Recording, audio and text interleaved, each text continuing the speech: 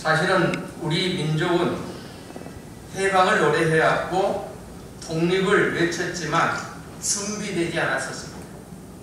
그럼에도 불구하고 하나님은 하나님의 방법대로 하나님의 시간에 맞춰서 우리에게 광복을 주신 줄 믿습니다. 본문의 표제를 보면 성전에 올라가는 노래 이렇게 되어 있습니다. 이 노래는 바벨론 포로에서 돌아온 이스라엘 백성들이 성전에 올라갈 때마다 해방의 그 날을 회고하면서 부른 노래입니다.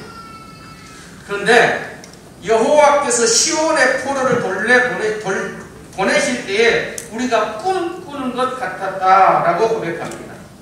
그래서 이 시편을 해방의 노래라고 부릅니다.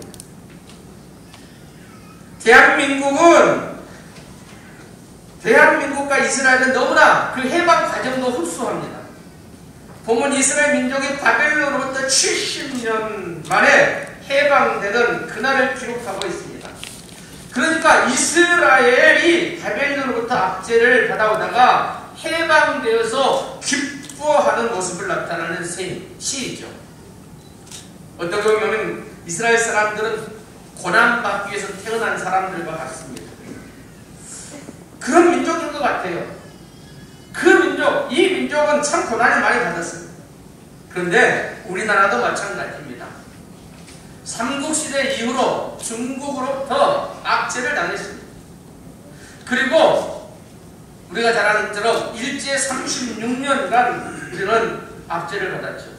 물론 일제 36년에 비하면 이스라엘 민족이 고난을 당하는 것 비교가 안 되는 것 같습니다.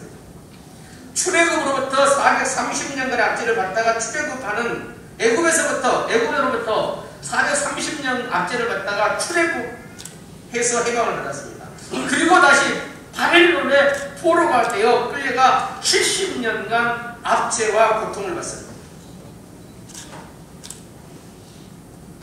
이스라엘의 모든 인재들과 젊은이들, 미래의 지도자들이 바벨론의 포로로 잡혀갔습니다. 그때 느헤미야도 잡혀갔죠. 바벨론이 다시 바사에게 망합니다. 예루살렘은 바사 제국이 지배했던 127도 중 한 도에 편입되어 지배를 받게 됩니다. 주변의 이방인들로 하여금 괴롭힘과 능욕을 당합니다. 그래서 찬란했던 예루살렘 도성은 폐허가 되고 성전이 폐파되며 하나님의 백성은 초라하게 낮아진 채 환난을 당하고 있었습니다. 그러니 그 고난이 얼마나 컸겠습니까? 이 백성들이 자기 나라 안에서 압제를 받아도 조금은 덜할 것 같은데 쓸만한 사람들은 다 바벨론으로 포로로 끌려가서 남의 나라에서 압제를 받고 살았습니다. 그러니 그 압박이 얼마나 크겠냐는 겁니다. 그때 상황을 시편 137편 1절로 3절에 이렇게 기록하고 있습니다. 우리가 바벨론이를 강변에서 앉아서 시온을 기억하며 울었도다. 그 중에 버드나무에 우리가 우리의 수금을 걸었나니 이는 우리를 사로잡은 자가 거기서 우리에게 노래를 청하며 우리를 황폐케 한 자가 기쁨을 청하고 자기들을 위하여 시온 노래 중 하나를 노래하라 함이로라 라고 탄식을 합니다. 그러니까 이런 겁니다. 짐승 같은 이방인들이 지금 이스라엘 백성들을 포로로 끌려가서 자기들의 흥에 맞춰서 시온의 노래 찬양을 하라는 겁니다. 얼마나 슬픈 역사입니까? 근데 그렇게 조롱을 해도 힘이 없어 대항을 못하고 호젓이 강가에 나가서 수금을 나뭇가지에 걸어놓고 두 다리를 쭉 뻗고 울고 있습니다. 그렇습니다. 이 세상에서 가장 큰 압제는 압박의 역사입니다. 그런 깊은 고난 속에서 시편 137편과 126편이 탄생하게 됩니다. 여러분, 훌륭한 세상에 내놓을 만한 작품 중에 명작은 좋은 환경에서 커피를 마시면서 콧노래 부르면서 만들어지는 것이 아니라 가장 고난과 역경 속에 만들어지고 있다는 것은 역사적 사실입니다. 가장 향이 짙은 향수는 발탄산맥 최정상 꼭대기에 새벽 2시에 핀 장미 수출한다고 합니다. 베토벤의 운명 교향곡은 고혈로 보름 동안 식음을 전폐하고 알아 누워서 작곡한 곡이죠. 존 번의 철로 역정은 옥중에서 순환을 당하고 고난을 겪은 중에 만들어졌습니다. 마찬가지로 시편 126편도 그렇게 과거에 꽉 뼈저린 삶에서 용해된 언어로 표현된 그런 감격적인 시입니다. 할렐루야. 이것은 우리나라도 마찬가지입니다. 우리나라도 36년간 그 심정으로 참고 인내하며 살아왔습니다. 그때는 인권이나 자존심 따위는 상상할 수도 없었습니다. 1905년 일본은 일도 히로부미를 통해 애국권을 박탈합니다. 대내적으로 모든 일은 일본이 만든다는 굴욕적인 조약인 일사보호조약을 강제로 체결합니다. 그리고 5년 뒤인 1910년 국권 충탈로 주권과 자유와 말과 글을 빼앗고 남자는 전쟁터로 여자는 일본군 강제 이양부로 몸과 마음과 정신을 송두리째 유린합니다.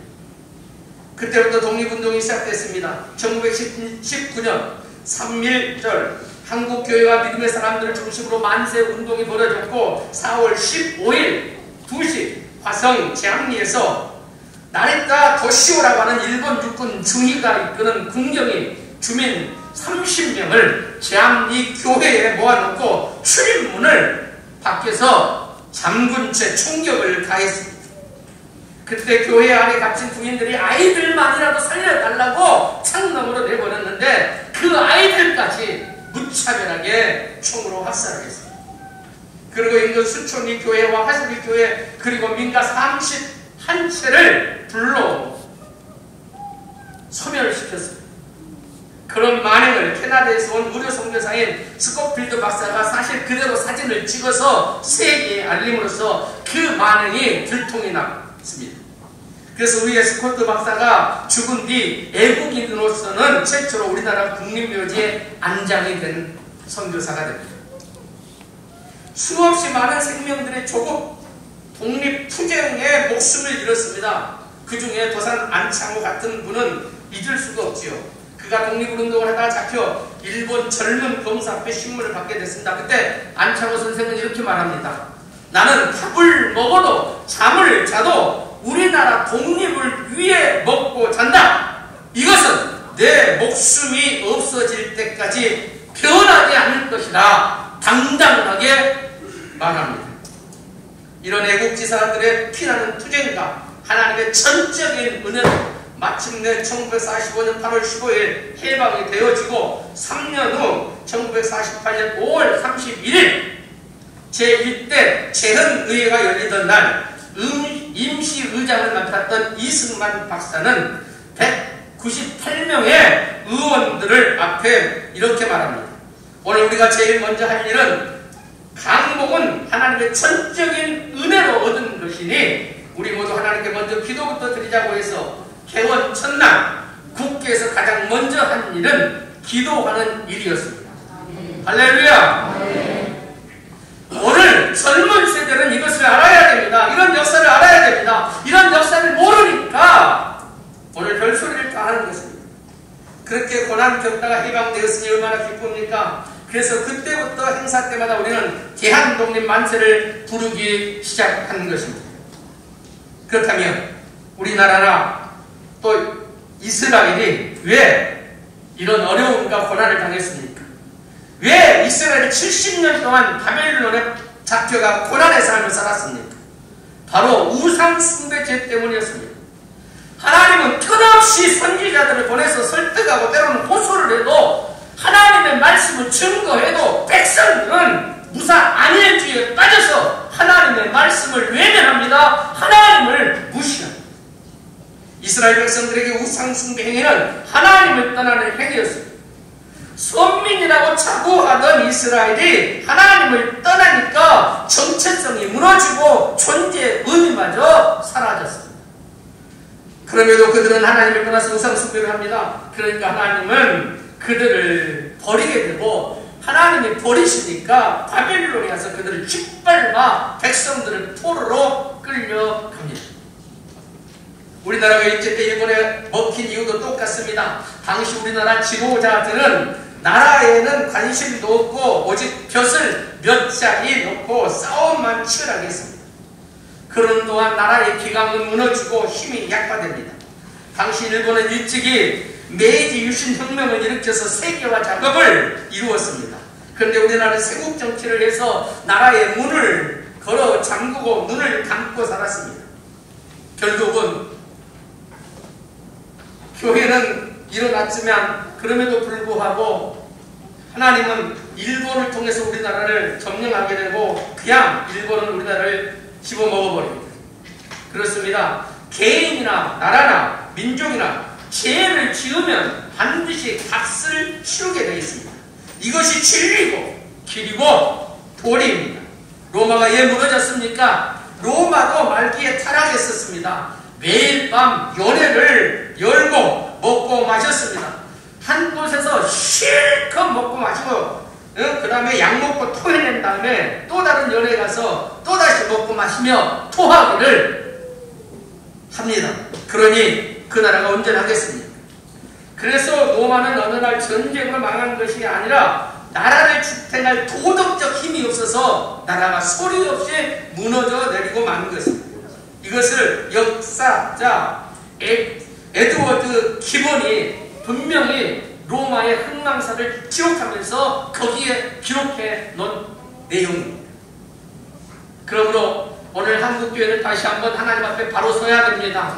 하나님이 싫어하는 우상 숭배를 철저히 분별하고 하나님이 기뻐하시는 하나님의 말씀에 순종하는 믿음의 백성들로 회복해야 됩니다.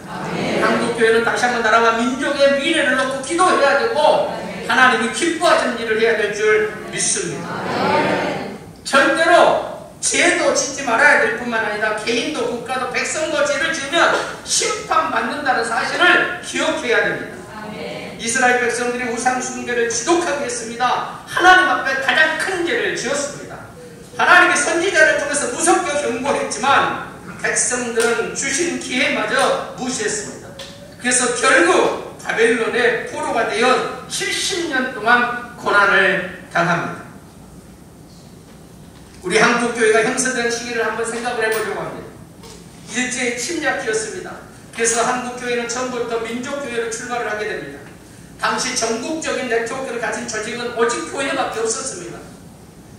한 민족이 어려움을 처할 때마다 한국교회는 기도회를 열었습니다. 눈물로 기도하면서 이 어려운 난국과 역사의 굴곡을 헤쳐나왔습니다. 이것이 한국교회의 전통입니다. 그러기에 오늘 한기부 주체로 오늘도 한일을 기념하면서 우리가 나라와 민족을 위해서 기도성회를 열고 있는 줄 믿습니다. 그런데 보십시오. 이 아름다운 전통이 사라져가고 있습니다.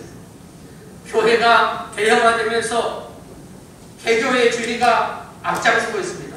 연합할 줄 모릅니다. 다시 한번 한국 교회는 국가나 민족을 생각하면서 개인의 이익을 떠나 하나님의 영광을 구하고 나라와 민족을 위해서 다시 한번 무릎 꿇어야 될 줄 믿습니다. 우리는 나라와 민족을 위해서 기도해야 됩니다. 하나님은 나라를 위한 기도를 들으십니다.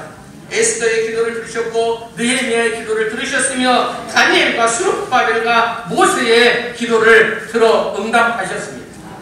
역사를 보면 하나님은 늘 평안만 주시지 않고 환난과 핍박과 고난도 주십니다. 그래서 하나님의 백성들로 하여금 눈물을 흘리며 탄식하게 합니다. 그리고 환난도 고난도 그렇기 때문에 우리는 은혜라고 고백합니다. 한국교회는 고난과 더불어서 성장했습니다. 그것도 지금 생각해보면 주님의 은혜였습니다. 그렇습니다.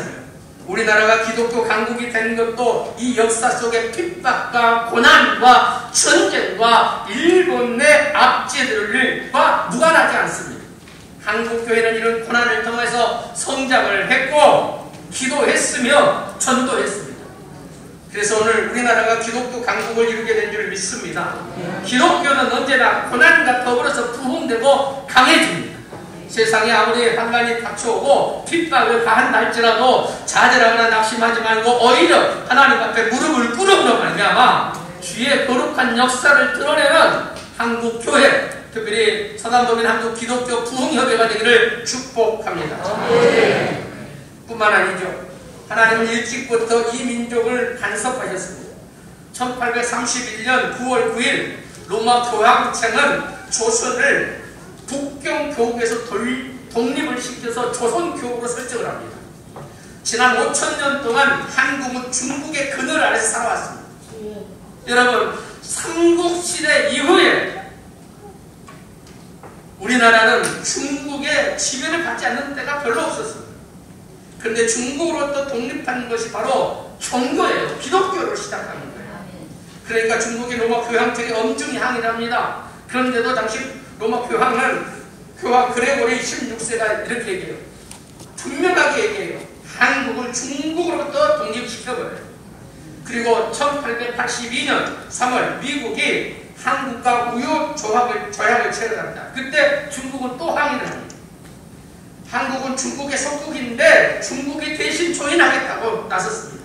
그때 미국이 단호하게 거절을 하고 한국과 대등한 입장에서 조약을 체결하고 북경의 미국 공사관과 동격으로 서울에 미국 공사관을 설치를 합니다.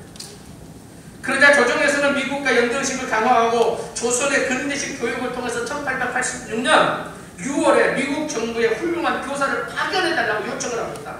그 요청을 받은 미국에서는 3인의 교사를 보냈는데 그 3인 모두가 다 신학교 출신의 젊은 지도자들이었습니다. 그래서 그때부터 한국에 기독교와 기독교 정신이 들어오게 됩니다. 그 후 기독교의 영향이 조용히 이 땅에 들어오면서 자리를 잡게 되어주고 기독교가 마침내 우리 민족의 대들보로 입지를 굳히게 된 사건이 있습니다. 그것이 1895년에 두 가지 사건이 발생합니다. 하나는 청일전쟁 이후에 온 나라가 전염병에 휩싸이게 됩니다. 그때 많은 사람들이 죽었습니다. 사대문 안에 사대부들과 지배층들도 이 전염병으로 가족들이 죽어나가고 있습니다. 그때 사람들은 밖에 출입도 하지 못하고 있었습니다. 그런데 그 죽은 시체를 길가에 너부러져 있는데 그것을 치우는 사람들이 나왔습니다. 바로 십자가의 완장을 두른 기독교인들이 사람들이 무서워서 나오지도 못한 그때에 시신들을 정리하기 시작합니다. 그 시체들을 정중히 입간하고 장례를 치러줬습니다. 기독교는 그때나 지금이나 장례 치르는 데는 일가견이 있습니다. 그때도 그리스도인들은 길거리에 버려진 시체들을 수습하였고 전염병에 걸려있는 환자들을 데려다가 치료해 주었습니다. 그래서 환자 308명 중 145명이 살았다고 하는 기록이 나와 있습니다. 그것이 그 당시 기독교가 민족교회로 자리매김하게 된 한 사건입니다. 그러므로 한국교회는 지금도 마찬가지입니다. 고난당하는 이웃들과 함께 해야 됩니다. 어려운 당한 이웃들을 외면하지 말아야 됩니다. 코로나19로 신음하는 이 땅에 다시 한번 한국교회는 소망을 선포하고 그들의 고난에 동참해야 될 줄 믿습니다. 또 한 가지 사건이 동년인데 바로 명성황후 시해 사건이었습니다. 명성황후가 시해당하는 비극적인 사건이 벌어지던 날 고종은 분노에 앞서서 자기의 생명의 위협을 느낍니다. 명성황후를 그릇발로 침실까지 들어와 칼로 죽인 일본 군인들이 자신에게 또 무슨 짓을 할지 두려웠던 것이죠. 그래서 고종은 선교사들을 불러 신변 보호를 요청합니다. 일국의 왕이 자기 땅에 와 있는 애국의 선교사들에게 신변 보호를 요청할 지경에 이르렀으니 그 당시 우리나라의 상황이 어떻겠습니까? 얼마나 위험하고 무기력했는가를 보여주는 사건이죠. 그때 5명의 선교사님들이 입고를 해서 두려워 떨고 있는 고종 곁에 지켜줍니다. 그러니까 한 나라의 운명이 풍전등화 같은 때에 이 나라를 붙잡아 준 것이 기독교였습니다. 할렐루야. 한국에 들어온 지 10년밖에 안 되는 기독교가 왕을 보호해 주었고 이 민족을 구해 주었습니다. 이 두 사건으로 한국 기독교는 고난받은 우리 민족과 함께하는 교회로 발전하여 한국은 유일하게 종교가 중국으로부터 독립되었고 일본으로부터 싸울 용기를 갖게 된 줄 믿습니다. 다시 본문으로 돌아가겠습니다. 1절에 보니까 여호와께서 시온의 포로를 돌려버릴 때 우리가 꿈꾸는 것 같았다 라고 고백합니다. 여러분, 이스라엘은 갑자기 해방이 이루어졌습니다. 바벨론이 너무 강했습니다. 해방은 기대조차 하지 못했습니다. 그래서 그들은 절망 중에 살았습니다. 그런데 어느 날 너희 나라로 모두 돌아가라고 명령이 떨어져요. 그러니까 어느 날 갑자기 해방이 주어진 것입니다. 자기들이 싸워서 쟁취한 것이 아닙니다. 상상도 못했던 일이 벌어졌습니다. 그래서 시인은 고백합니다. 우리가 꿈꾸는 것 같았도다. 이스라엘 못지않게 우리 민족이, 우리 교회들이 일본에 당한 시련과 고통은 이루 말로 표현할 수가 없을 정도였습니다. 일본은 강도처럼 이 땅을 빼앗아 1910년 8월 22일 합병시킨 후 공출이라고 하는 핑계로 쌀을 빼앗아 갖고 나이 많은 사람들은 도곡대로, 젊은 사람들은 징역으로 112만 명이나 되는 사람들을 끌고 가 탄광과 공장에서 천한 일을 시켰고, 학생들은 학도병으로 끌고 가서 총알바지가 되게 했고, 여자들은 일본으로 끌고 가서 천장에 내보냈고 강제 이양으로 끌어갔습니다. 중국을 침략하면서 우리나라를 군수 기지화한 그것뿐 아니라 1940년 2월에는 창씨 개명을 하게 됩니다. 이름을 고치지 않으면 학교에 입학할 수도 없고 진학도 거부가 되었습니다. 공장에서는 쫓겨나게 되었었고 대급에서 제외되었습니다. 징용 징집의 우선 대상자가 되었기에 그해 말까지 한국인의 90%가 일본식 이름을 가지게 되었다고 합니다. 교회에 대해서도 수단과 방법을 가리지 않고 교회를 파괴하고 교회 안에 가미다라라는 귀신단지를 설치해놓고 예배전에 그것에 절하게 함으로써 교회를 우상장소로 변질시켰으며 신사참배에 부름하고 반대하던 목사님들과 교인들을 수없이 잡아다가 옥에 가두고 죽이기까지 했습니다. 생각하면 할수록 한 맺힌 세월이 없고 일본에 대한 감정은 잃어버리기가 어려운 것이 사실입니다. 지금은 어떻습니까? 지금도 마찬가지입니다. 독도가 자기네 땅이라고 우기고 있습니다. 그리고 경제적으로도 또 여러 가지 제재를 가하고 있는 것이 사실입니다. 매년 백서를 통해서 역사를 저들은 훼손시키고 있습니다. 생각해보면 분통이 터집니다. 그러나 우리가 기억해야 될 것이 있습니다. 하나님께 기도하면 하나님께서 간섭하십니다. 이스라엘의 해방이 어느 날 갑자기 이루어진 것처럼 우리나라 해방도 어느 날 갑자기 일어났습니다. 당시 바벨론처럼 일본이 너무 강했습니다. 당시 일본은 진주만에 전투기를 띄워 미국을 공격했습니다. 태평양 전쟁을 선포할 정도였습니다. 중국도 아시아 여러 나라도 속수무책으로 당했죠. 그때 우리나라는 그 중에서도 약하고 힘이 없던 나라입니다. 그런데 어느 날 갑자기 일본 천황이 항복 성명서를 낭독하며 해방령이 떨어졌습니다. 그러니 이 해방은 어느 날 갑자기 왔습니다.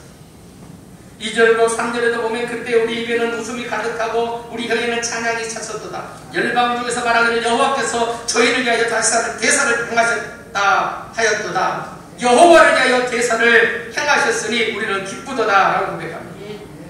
바벨론으로부터 포로 생활을 마치자마자 70년 하던 중 어느 날 갑자기 해방령이 떨어진 거죠. 모두 고국으로 돌아오는데 우리가 잘 아는 것처럼 느헤미야를 통해서 1차, 2차, 3차 귀환을 하게 됩니다. 그래서 시인은 고백합니다. 그들의 입에는 웃음이 가득하였고 혀에는 찬양이 가득 차 있었도다. 우리나라 해병다는 날 그랬을 것입니다. 아마 스포츠 행사 중에 지난 언제입니까? 2004년입니까? 월드컵 우리나라에서 진행됐을 때 그때 아마 대한민국 외치던 함성하고 비견할 만큼 큰 소리로 외쳤을 것입니다. 그렇습니다. 해방이라는 하인의 날입니다. 통제 생활에서 가장 큰 열망은 자유이죠. 자유의 소망은 소중함을 알아야 됩니다. 그리고 잊지 말아야 됩니다. 미련한 자는 자유를 오용하다가 그 소중한 자유를 유보당합니다. 그래서 결국 힘 있는 자에게 눌려삽니다. 우리나라가 36년간 그렇게 살다가 해방됐습니다. 저는 오늘 이 해방이라는 개념보다 좀 더 넓은 관점에서 자유라고 하는 개념을 생각해 보려고 합니다. 8.15가 우리에게 준 정치적으로 이것만으로는 참 자유가 없습니다. 왜냐하면 우리가 역사를 보면 인간은 자유를 얻기 위해서 투쟁하는 것을 볼 수 있습니다. 패트릭 헨리의 자유 아니면 죽음을 따르는 외침은 인류의 소망이 바로 참 자유에 있다는 것을 말해줍니다. 그런 점에서 인류의 역사는 자유를 얻기 위한 투쟁이라고 할 수 있겠습니다. 그런데 진정한 자유가 뭡니까? 자유라는 것은 제한받지 않는 것이 자유 아닙니까? 내가 남을 위해서 남을 제한하지 않을 뿐만 아니라 남에게도 제한받지 않는 것이 자유입니다. 이 세상에는 정치, 경제, 사회, 언론, 집회, 결사의 자유를 얻기 위해서 투쟁하고 있습니다. 그러나 이것보다 더 중요한 것이 있습니다. 그것은 바로 영적인 자유입니다. 할렐루야. 나는 오늘 저와 여러분이 모든 죄에서 사망의 권세에서 예수 그리스도로 말미암아 자유인 되었음이 해방되었음을 고백합니다. 사랑하는 여러분, 나는 오늘 저와 여러분이 다시는 죄와 마귀의 종이 되지 않기를 축복합니다. 우리가 죄를 지으면 죄의 종이 됩니다. 그러나 예수 그리스도는 그 죄로부터 우리를 자유케 하셨으니 다시는 세상으로 나가지 마십시다. 죄에 빠지지 마십시다. 죄에 얽매이지 마십시다. 나는 오늘 예수 그리스도로 말미암아 자유가 선포된 줄 믿습니다. 요한복음 8장 31절에 그러므로 아들이 너희를 자유케 하면 너희가 참으로 자유하리라 라고 말씀하셨습니다. 예수 그리스도를 영접함으로 자유 얻는 이 기쁨이 여러분 가운데 충만하시기를 축복합니다. 참 자유는 뿐만 아니라 성령 받으면 참 자유함이 있습니다. 주는 영이시니 주의 영이 계시는 곳에는 자유함이 있다고 했습니다. 나는 성령의 충만함을 받아서 우리 모두가 다 자유하고 죄로부터, 세상으로부터, 권세로부터, 경제로부터, 질병으로부터, 인간관계로부터 자유하는 역사가 있기를 축복합니다. 이미 우리는 바로 이 자유를 얻었습니다. 그러므로 우리는 이미 얻은 자유를 어떻게 이제 사용해야 될 것인가 다시 한번 생각해 보면서 말씀을 정리하려고 합니다. 그러기 위해서는 우리는 이제는 다시는 종의 멍에를 매지 말아야 됩니다. 죄로부터 자유함이 있었습니다. 사망으로부터 우리는 하나님의 은혜로 말미암아 자유함을 얻었습니다.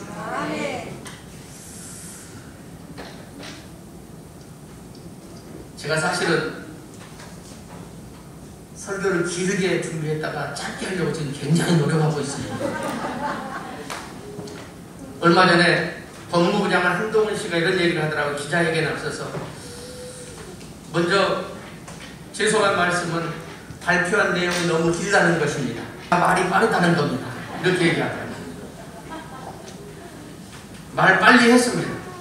그러나 이제 막 결론을 짓겠습니다. 제가 중간에 생략하겠습니다. 우리에게 참 자유를 주시기 위해서 하나님은 독생자 예수 그리스도를 십자가에 내어주셨습니다. 민족이 고난과 고통 가운데 있을 때 하나님은 갑자기 이스라엘 백성들을 해방시킨 것처럼 우리에게 해방과 자유를 주셨습니다. 이것으로 끝내면 안 됩니다. 하나님이 이 큰 일을 행하신 것은 3절에 보니까 여호와께서 우리를 위하여 큰 일을 행하셨는데 우리는 기쁘다라고 고백하고 5절 6절을 보면 눈물을 흘리며 씨를 뿌리는 자는 기쁨으로 거두리로다 울며 씨를 뿌리러 나가는 자는 반드시 기쁨으로 그 곡식 반을 가지고 돌아오리라 라고 말씀합니다. 하나님이 주신 자유를 만끽할 뿐만 아니라 그 자유를 알지 못하는 자들에게 우리는 이 기쁜 소식을 전해야 됩니다. 이스라엘 백성들이 포로로 돌아와서 제일 먼저 했던 것은 무너진 성전을 재건하고 해파된 성전의 벽을 수축했던 것처럼 우리는 하나님 앞에 무너진 예배가 회복되어지고 잃어버렸던 기도가 회복되어져야 되고 잃어버렸던 영원 사랑이 회복되어져 전도와 선교에 앞장서야 될 줄 믿습니다. 성전 재건은 신앙 부흥입니다. 고레스 왕의 해방 명령을 받은 스룹바벨과 여호수아는 고국에 들어와서 즉시 무너진 성전을 재건에 착수했습니다. 그 후에 돌아온 에스라도 이 일에 가담했습니다. 그리고 느헤미야를 중심으로 더욱더 신앙운동 그리고 국가 부흥에 있었습니다. 오늘 한국교회에 주어진 사명이 여기에 있습니다. 눈물을 흘리며 씨를 뿌리는 자는 기쁨으로 거두게 될 줄 믿습니다. 해방과 구원은 전혀 하나님의 은혜였지만 이제 민족의 번영당 교회의 부흥은 눈물을 흘리며 씨를 뿌리는 노력이 없이는 불가능하다는 것입니다. 오늘 본문은 그것을 강조하고 있습니다. 나는 오늘 저와 여러분이 나라와 민족을 위해서 교회의 부흥을 위해서 잃어버린 영혼들을 위해서 눈물로 기도하는 은혜가 있기를 축복합니다. 울기만 하고 기도만 하는 것이 아니라 씨를 뿌리러 나가라고 명령하십니다. 울며 씨를 뿌리러 나가는 자는 정녕 기쁨으로 그 단을 가지고 오리라 라는 원어를 살펴보니까 이런 거예요. 뿌릴 씨를 짊어지고 울면서 나가는 자는 기뻐 외치며 그 단을 짊어지고 돌아오리라. 할렐루야. 그러니까 6절은 5절을 강조하는 거예요.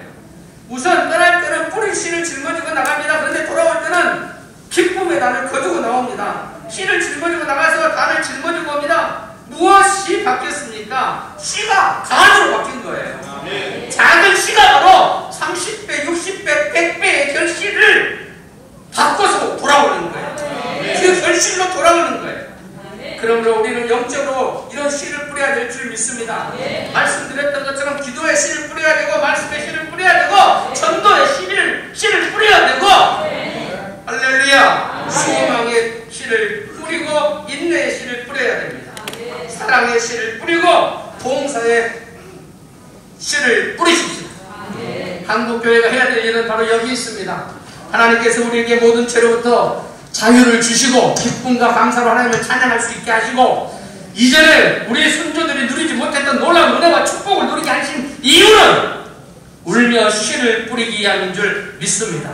한국교회가 성장했다면, 저와 여러분이 받은 복이 있다면 반드시 이 일을 하라는 하나님의 명령입니다. 기쁨과 감사로 눈물로 씨를 뿌림으로 30배, 60배, 100배의 결실을 맺어서 하나님의 영광을 선포하고 이 민족이 세계 속에 제사장의 직을 감당하고 그야말로 세계 선교를 감당하는 우리 한국교회, 그리고 사단법인 한국기독교 부흥협의회와 이 자리에 함께하는 여러분 다 되시기를 예수님의 이름으로 간절히 축복합니다. 기도하겠습니다. 하나님 아버지 감사합니다. 오늘 주시는 은혜를 따라서 말씀에 순종하는 종들 되게 하여 주옵소서. 어둠에 잠겨있던 이 땅에 생명과 빛을 허락해 주신 하나님 감사합니다. 하나님께서 행하신 놀라운 일들을 우리가 고백하며 증거하며 선포하게 하여 주옵소서. 아직도 우리 주변에 죽어가는 영혼들이 너무나 많이 있습니다. 그 영에 다시 한번 열정에 불타게 하여 주옵소서. 전도와 선교에 생명을 거는 역사가 있게 하여 주옵소서. 이를 위해서 함께 기도하며 오늘 결단합니다. 주여 우리의 기도를 들어 응답하여 주시옵소서. 영광의 하나님을 찬양하고 예수님의 이름으로 기도드립나이다. 아멘. 할렐루야. 말씀의 큰 은혜 받으신 줄로 믿습니다. 우리 하나님 앞에 감사 영광의 박수 올려드립니다. 이 시간은 축사의 시간입니다. 두 분이 하십니다. 먼저 한기부 성경 대표회장이신 이용